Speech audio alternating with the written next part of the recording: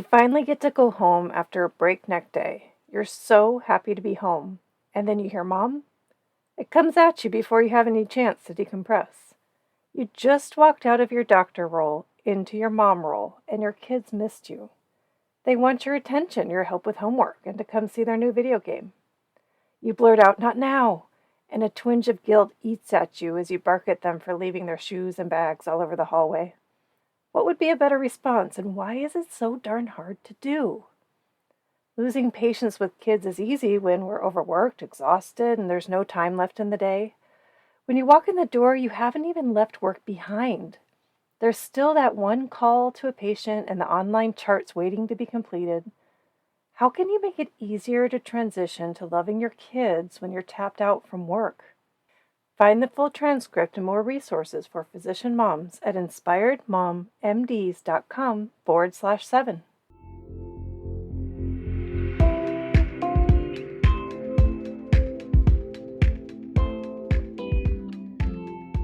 You're listening to Inspired Mom MDs with host Cindy Van Prague, helping physician moms take back control and prioritize what matters most so they thrive in private practice and at home.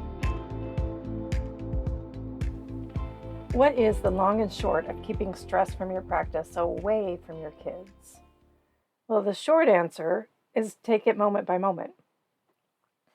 I realized I couldn't filter my responses when my take was empty. Whether I bark out an order, roll my eyes, or sigh loudly, they're all cringy.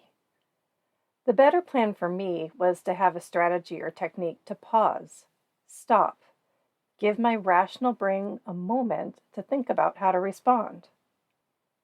As you know, when stress and internal instinct takes over, think the reptilian brain, the rational, logical self takes a back seat. You're driving the bus. You can step on the brake, swivel your head around, and ask your logical self what you should do. How do you step on the brake? That, of course, depends on the individual. For me, I benefit from just holding my tongue and taking a deep breath. This short circuits what was about to fly out of my mouth. For others, maybe stopping to smile or repeating a quick mantra like "Serenity Now" makes a difference. How about placing your hands over your heart?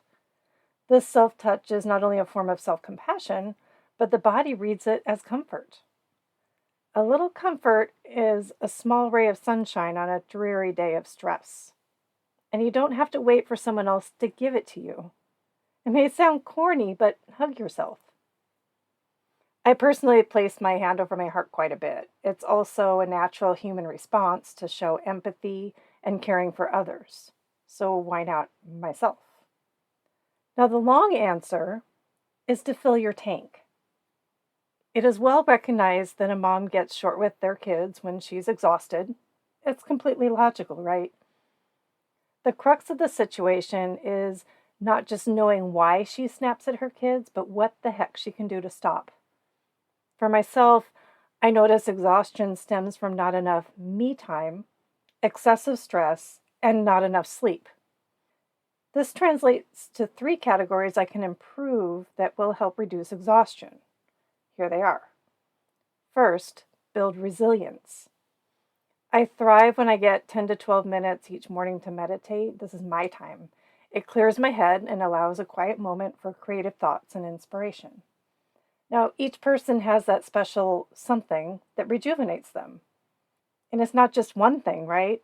A workout is another chance to think or maybe get lost in a book for 20 minutes. What about organizing the pantry?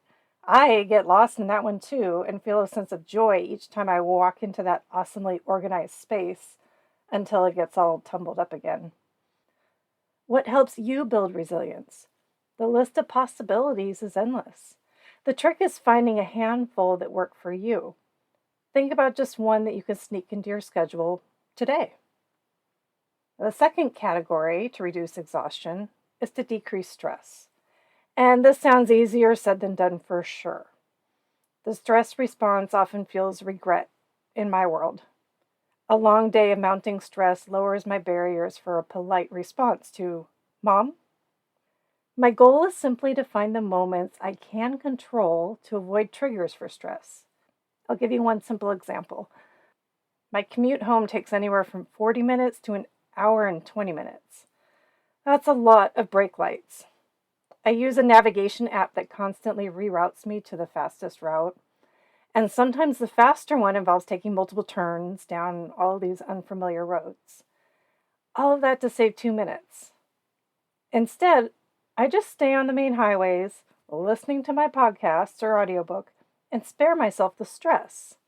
I walk in the door, okay, maybe a few minutes late, but oh, so much calmer. My third category that can help reduce exhaustion is to increase sleep. Physicians are curated from a culture of a driving work ethic that leaves minimal time to sleep. How else would they get the proper experience to care for their patients? Sarcasm intended there. This lack of sleep becomes a normal part of the job. Add to that the responsibilities of rearing kids and forget about it. Can you all predict how your day will go based on how many hours and minutes of sleep you got? I certainly do. 8 to 9 hours is heaven. 7 to 8 is a good day. 6 is acceptable but cranky. And less than 6 sends alarm bells in the form of leg pains. And 4 hours feels like I'm going to fall asleep at the wheel and I'm coming down with the flu. I am continuously amazed at the difference even 1 hour makes. And I see how each hour less of sleep affects how I talk to my kids. Not only that, but they're old enough now to easily recognize when mom's tired. They even tell me I look tired, and they kindly suggest I take a nap. I love those guys. When I increase my sleep, I fill my tank. I snap less, and am more present for my family. I'm curious how much sleep you all need and what your cutoff is for a smooth evening after work. For many of you, it's hard to put your finger on what is stealing gas from your tank. It could be the million little things zapping your energy. Or maybe there are 1 or 2 that you can find and control and restore some balance. I can help you find those and get back your energy with my Take Back Control session. If you're interested, go to InspiredMomMDs/Take Back Control. Doctors are just people too. We are only human. I don't mean to fuel perfectionism here today. A little self-compassion goes a long way, and truthfully, kids are hard on a good day. You hate to admit it, but it's too easy to lose patience and yell. And it's not every day and every time you're greeted with a dirty house and loud kids. But it's often enough that you notice, and they notice, and that hurts. And you can change that. It's time to take control and thrive.